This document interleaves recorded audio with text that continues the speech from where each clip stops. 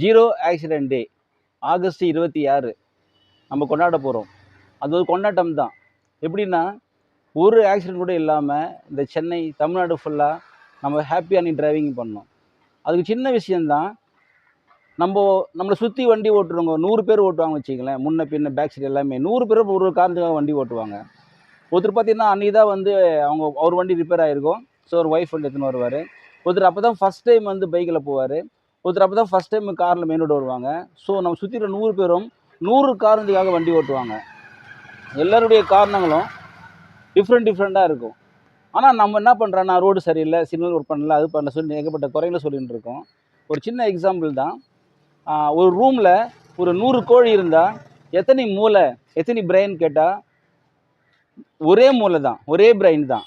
ஆனால் ஒரு ரூமில் 100 மனிதர்களை வந்து உட்கார வச்சோம்னா அவங்க எத்தனை மூளை பார்த்தா 100 மூளை இருக்கும்.